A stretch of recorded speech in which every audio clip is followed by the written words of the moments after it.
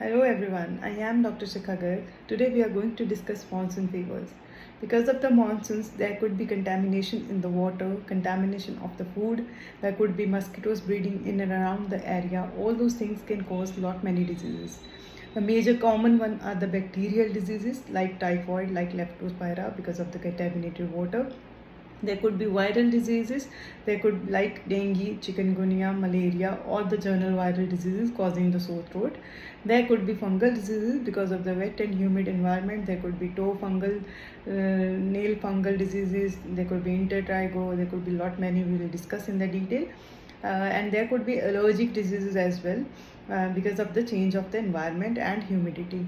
And rarely, and in fact, to be honest, more commonly there could be food poisonings, which in turn are the bacterial infections caused by the contaminated food, which we due to the rainwater or due to the non-cleanliness, or we are not keeping everything hygienic cooking.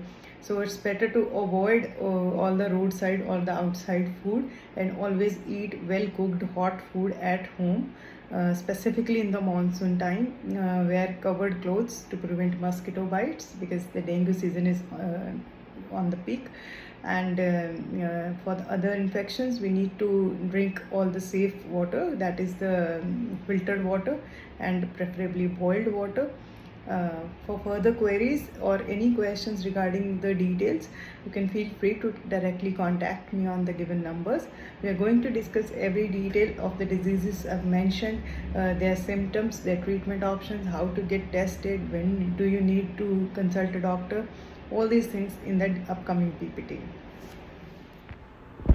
So as we are discussing monsoon fevers today, so as the monsoon arrives, along with the freshing rain showers, it also brings increased risk of various illnesses, including fever. So damp and the humid conditions, they are ideal ground for the bacterial growth and for the viruses and fungals, and also the allergy conditions and food poisoning. So it's become very crucial to be aware of different type of fevers so that you can always seek the treatment early and there could be early detection. So type of fevers to look out for, first is the dengue fever. It is transmitted by the mosquito Aedes aegypti. It usually is this mosquito cuts in like evening kind of time, like after 2 p.m. up to like 6 p.m. kind of. This mosquito has white kind of lines. It's also called the tiger mosquito. So if you can recognize the mosquito, it makes easier for you to avoid that. Always put up those mosquito repellents and make sure there are no water logging or breeding ground for the mosquitoes. So if there is a symptoms which include high fever, headache, joint and muscle pain, there could be rashes, or in cases where the platelet count falls, there could be bleeding manifestations. So for the early diagnosis, always go in for the CBC and the dengue test is, which is NS1 antigen, IgM and IgG. Usually these can come positive in the day 3 of the fever. Another one which is caused by the mosquito bite is the chikungunya fever. It also includes high fever, severe joint pain, muscle pain, headache, fatigue and rash. Again, the testing is CBC and chikungunya rapid test. The difference between dengue and chikungunya is only in that chikungunya has a severe, very, very severe joint pain, almost like a crippling bone pain. You can feel that. So another one is the malaria. It's again a mosquito-borne disease caused by the female Anopheles mosquito. It's a parasitic disease, not a viral one, right? It includes high fever, chills, headache, body aches, fatigue, and any symptom with all of this get tested for the malaria. It includes CBC and malarial testing in the PBF and also the rapid antigen testing. Another one is the typhoid fever. It's caused by the Salmonella typhi bacteria or the paratyphi. It is transmitted usually through the contaminated food and water. Symptoms include fever, headache, abdominal pain, diarrhea or constipation, loss of appetite and weakness.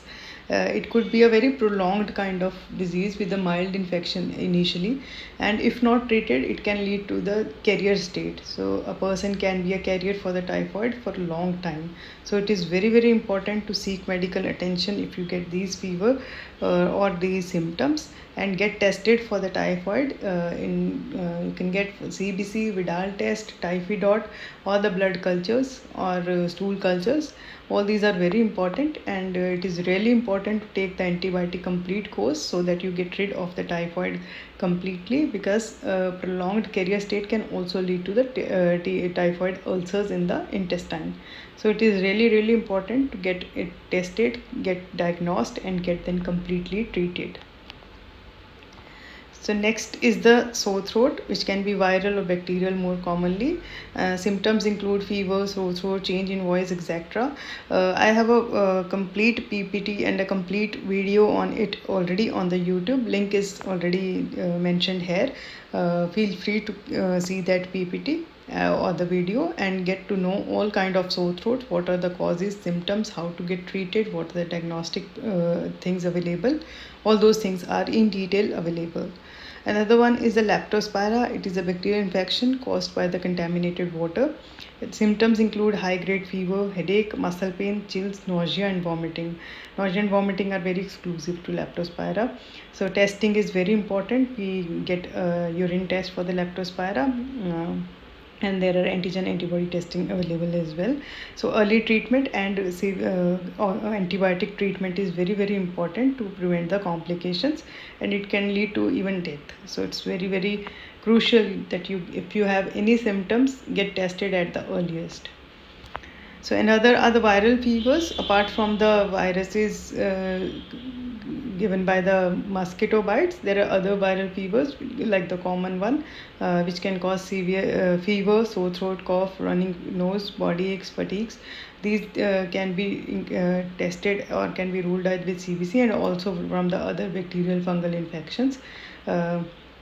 So in all those viral fever, usually we don't need antibiotics. We just need adequate rest, hydration, and common symptomatic relief.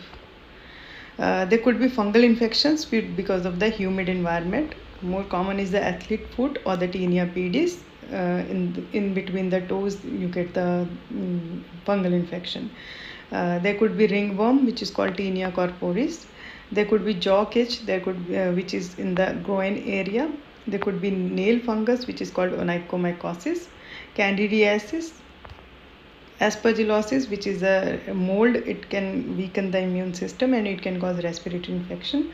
Fungal keratitis could be there, which is the eye infection of the fungus. There could be intertrigo. It is an inflammatory condition of the skin folds, aggravated by the moisture, heat, and lack of air circulation. So all these fungal diseases further are discussed in another of the video. So what are the prevention and precautions during monsoon? So it's important to be aware of the fever and take the preventive measures. So there could also, what are the precautions? Are the maintain the personal hygiene, regularly hand washing, mosquito repellents. There could be ensure proper sanitation, avoid consuming uncooked or contaminated food and water, stay hydrated, and consume a nutritious diet to boost your immune system. So conclusion is, as the monsoon season arrives, be vigilant about the fever or their symptoms. So get the early diagnosis so that you can get the effective treatment. And if you experience anything persistent, do consult your healthcare doctor. And as we say, prevention is better than cure. So always follow all the preventive things. So for any further queries, any questions regarding any fever, any kind of testing, feel free to contact me. I am available on the given number. Thank you.